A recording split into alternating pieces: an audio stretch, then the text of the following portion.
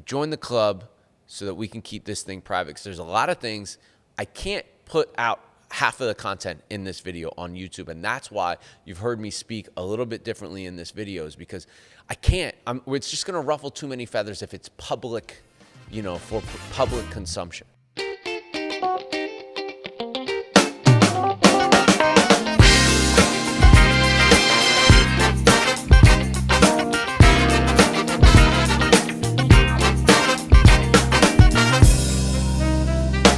Okay, y'all, we are here to do some members-only exclusive stuff on the Linktree. Tyler, I need you to make a reel of the mango thing. Remember the mango thing? Yeah. Can you make a reel of that? You could probably insert it here too, but definitely post that on Instagram. And I want to show you a couple of things, okay? Because I was eating these dried mangoes and they get stuck together and they kind of ferment, right? They tend to clump up. The natural sugars get expressed during shipping, during moments of heat, whatever. It's different colors, it's gunky, it's brindle in there, right? It gets darker and lighter. And oftentimes we've seen wrappers like this. And that doesn't mean that the cigar is bad, but it does mean that the wrapper quality is not as good as a wrapper quality that is completely even. And these dried mangoes are very similar in that sense. This was fermented very well. It was fermented evenly, and it was often separated. And so they stack and stack and unstack and unstack and then stack and stack and unstack. And they do this for months. I mean, it's so time consuming. If I want even, predictable flavor out of tobacco, we cannot do that. There are some things members should know, and then there are some things that every cigar smoker should know, right? And so I'm kind of talking to members more today, and what we're talking about is we're going back, way back to 1491. Do you have your cell phone on you, Tyler? Can you look up when we launched 1491? It must have been 3 years ago. I remember being in the garage. I remember having this dope suede jacket on that my wife had bought me for my birthday from Todd Snyder. So one day I'm sitting there with Chico Rivas, the famed tobacco blender from the Dominican Republic. And he reaches in a leather bag and hands me a cigar with no band on it. I cut the cigar, I lit the cigar, I took one puff, and I gave him this expression that made him start to laugh.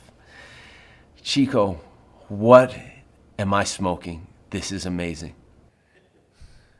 I remember someone making fun of that jacket. I don't remember who. Anyway, so the reason we're talking about 1491 now is because, well, didn't do so well, right? We've had a ton of hits in Privada Cigar Club's history and the LCA's history, but 1491 was just been kind of a sleeper. Everyone that smokes it says, wow, what a great cigar.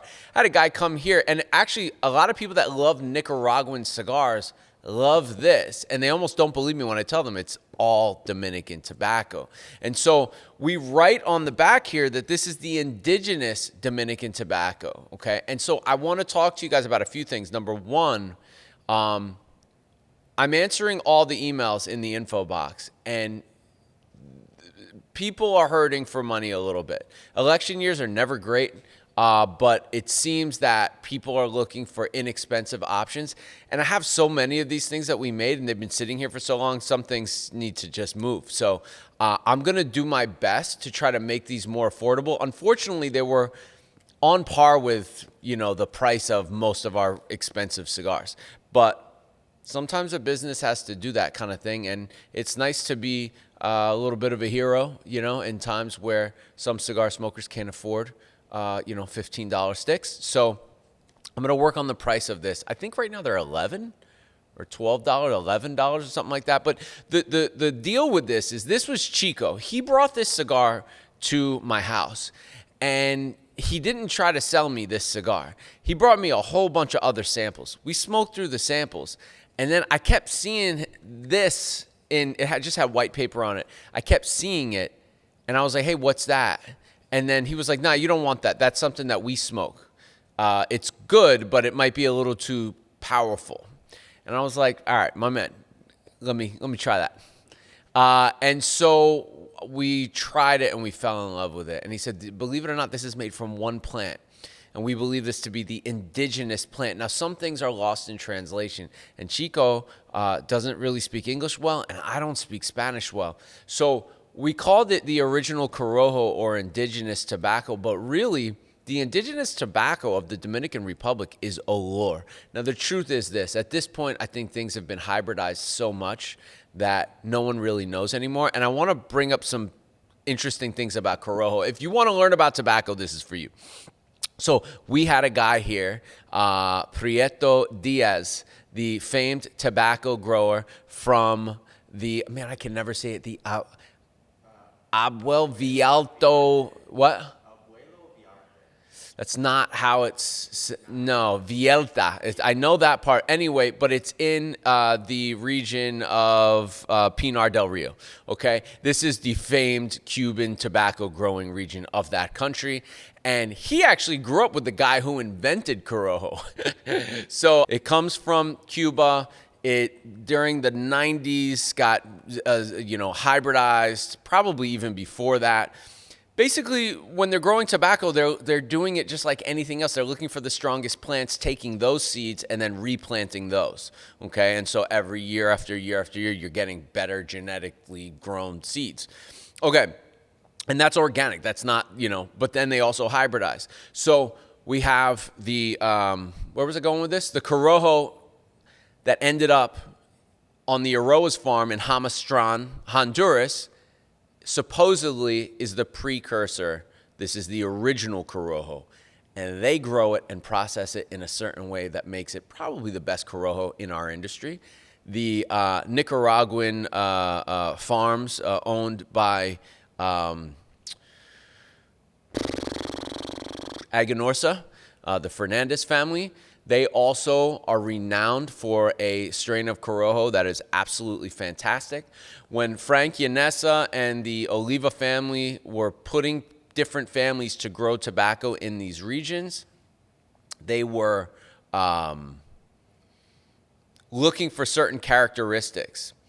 When they first went to Esteli, you could only go by horse, okay? And this is only probably 40 or 50 years ago. This is in the 60s, okay? You could only go by horse.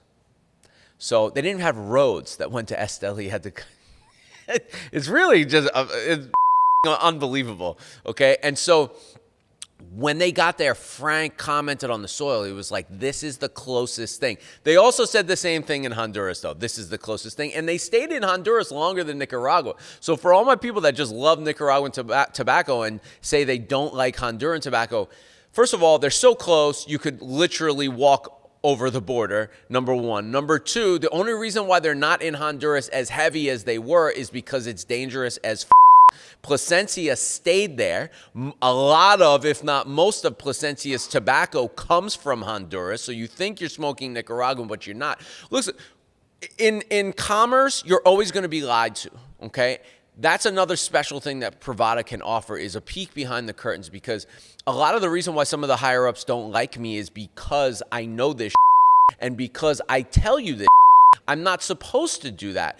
We're selling cigars, right? No, we're not. They're selling cigars. I'm falling in love with cigars and tobacco, and I want to know the truth. So they've been predisposed to like just tell them what they need to know, and I want to learn more than that, go beyond that, and then bring that information to you, because information is power, knowledge is power, and that's what I want to be remembered for. So if you're following me, that's Corojo. Corojo didn't make its way to the Dominican Republic until that same time in the late 50s, early 60s. The original, also Piloto Cubano, that grows very well. This is another Cuban seed that grows very well in the Dominican Republic. So now we're getting to the Dominican Republic. Olor is the Dominican Republic's tobacco. Olor is a very combustible tobacco. It's smooth, creamy, rich, also can be a little musty, which some people like. It's part of supposedly what made Davidoff pop. It was different from Cuban tobacco. It gave a musty, earthier aroma, that kind of thing, okay? But make no mistake about it, Corojo was not the indigenous tobacco. However, because of the way that things go in tobacco, people call things certain things. It's just like anything else. It's their slang. Things get lost in communication. Things get lost through lies. They're smuggling these seeds. People don't want people to know certain things. So even though they call some of these plants Corojo, some of them really aren't Corojo. And we'll never know the answer to that. Very few plants in this industry are documented, and they're probably usually out of America. So your Pennsylvania broadleaf, your Connecticut broadleaf, your actual Connecticut grown shade leaf, your Kentucky cigarette tobaccos, a burley and all that stuff. These all have like genetic codes with them, and the seeds get filed under those codes. Could there be mistakes? Sure, but this is what we're dealing with. So once we get down into the Caribbean where it's like, man, no one was documenting this shit 30, 40, 50 years ago. And if they were, there were very few. Look, people want to grow good tobacco. They didn't care about all the fucking details. They just wanted to make the best cigars. And the way to make the best cigars was to follow the best processes. And that's that. So here we are in modern day era. The thing that makes Cuban cigars so special isn't just that Cuban tobacco is really, really good. It's that you can use the same plant to make one cigar. You cannot do that anywhere else. All this puro is mostly except for a few, and this is one of them, okay? This is one plant from the Dominican Republic. It's called Corojo, but it's probably comes from a strain of Corojo and Olor together. It is a newer, more potent version of Dominican tobacco, and we're producing this cigar from one plant. That means the wrapper, the binder, and the fillers are coming from one plant. So how do you blend with one plant outside of Cuba? Well, you can do it with modern day growing techniques, tradition, and with really getting meticulous about where on the plant the tobaccos are coming from and what farms each tobacco is coming from, you can. So that's what this cigar is, and we're going to get into this. I'm going to smoke this. This is basically just one plant. We're calling it Corojo, but again, remember, it's probably hybridized with Olor, which is the truly indigenous Dominican tobacco. I love the branding, but I understand it's not my, pop, make people angry as soon as they see it branding. And so it didn't sell well. And so we have probably about 15,000 of these left. And, I'm not in the business of breaking even or not, making any money, because if I don't make money, I can't reinvest money into aging cigars for us, which costs a lot of money. So, but in this particular case, during this particular time, can you tell me when this was released?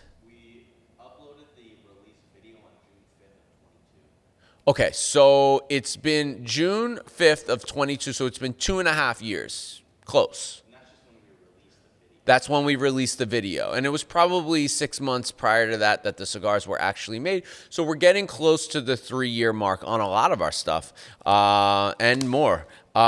So this is the 1491. This is not a blend. This is what happens when you take the original Dominican tobacco and simply make a cigar with it. This is the closest possible modern interpretation of what the great Taino people native to the Caribbean were smoking before Columbus arrived. This is how amazing Dominican tobacco in its purest form really is. These would be the cigars the cacique, a Taino chief, would smoke. Okay. That's that. You want to see something funny? We're going to have to get some really good B-roll of this, right? Okay. But, you ready? No way. Dude, I saw someone do this. I've seen this a number of times, and I'm always like, what the? They cut with the cellophane on. I'm not into it. It's kind of like when they cut the deli sandwich with the paper on it. But, there's no plastic in there, so it is what it is. I'll tell you one thing about Chico Rivas. Flavor comes to mind.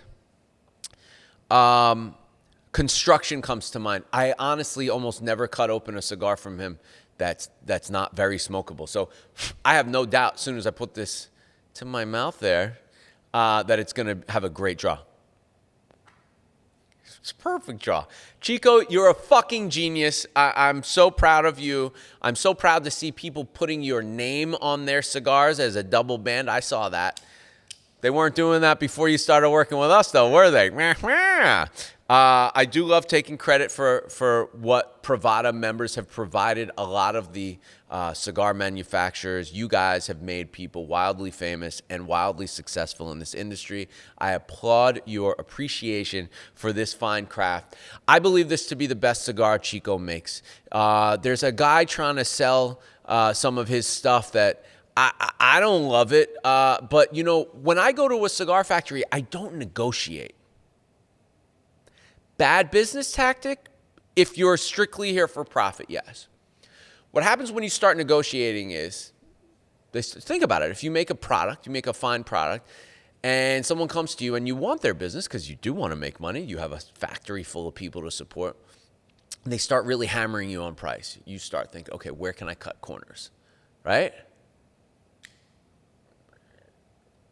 That's what happens. Go to a motorcycle builder. They charge, 50 grand for their motorcycle, some custom thing. Say, I got 35 grand for you. During a slow time, they're going to take that money and they're going to change out parts. It's the same thing in cigars, okay? So when you go there and you start getting, tricky dicky on them and trying to pretend like you know what the you're talking about when you don't, you're not going to get this. You will not get this. So if you think you like Dominican tobacco, if you think you don't like Dominican tobacco, you like Nicaraguan tobacco, I want you to try this cigar. And it's now been aged to absolute perfection.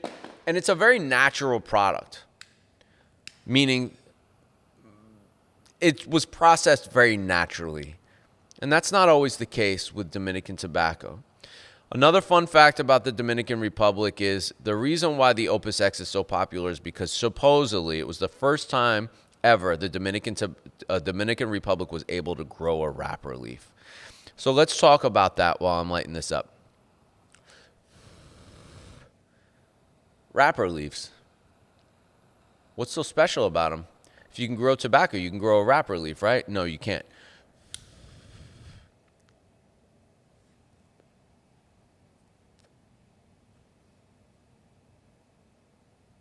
I don't know why I don't smoke this every day.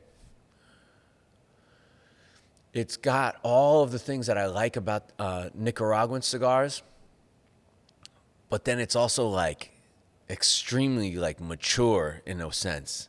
There's salted peanut.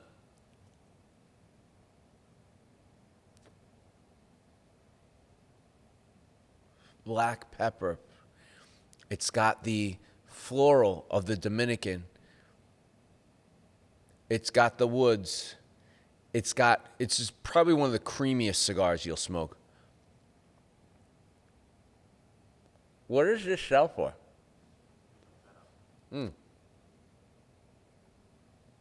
Cedar, nuttiness. This is beautiful. A cigar does not need to be any better than this. Thank you, Chico. But we've been selling it on our site for $9. But I think I'm going to drop the price to $8. I'm going to try to get to $7.50 if I can. For a number of reasons. One, again, I'm hearing people are on a budget lately. I love this band. I mean, it's just cool. So the idea was this is before Columbus. This is original. This is indigenous. This is purely Dominican, pure tobacco, the original stuff. Very cool. A lot of Taino art on here, paying respect. It was $12, and we've been selling it for $9 because we have a lot of them. But I'm dropping the price to $8, and I'm going to try to get to $7.50 if I can. And so I also want to mention I've been traveling a lot lately and seeing a lot of people, and I know nothing about the LCA other than the cigars. I curate the cigars for the LCA. Clark runs that thing. I don't know any of the shops. I don't know retail. I don't know anything. All I know is this: tobacco, cigars, and art. That's it. I'm also not a blender, really. And I think these boutique guys got used to calling themselves blenders. They're not blenders. The factories blend this stuff. I don't blend this. I might ask for something a little more spicy. That doesn't mean I blended the cigar. So I'm not a blender. I've seen people listing me as a blender. That is not the case. I don't tell my factories anything what to do anymore, because we started out with this many factories, and through buying from all these factories and figuring out who made the best, we're down to like a top 5, top 10 kind of list. And they're so good. I'm not telling them what to do. They're telling me what they got for me.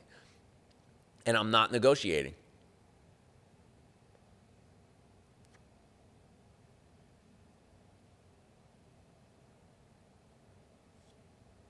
Cigar does not need to be any better than this. If someone gave me this, I would think it was a Nicaraguan cigar with a little bit of Dominican tobacco in it, or I may not even talk about Dominican Republic at all. If you told me, you could pretty much tell me this thing's from anywhere. I mean, it's really just an overall great profile. And I wish more people would smoke it. Smokes like a champ, razor burn lines.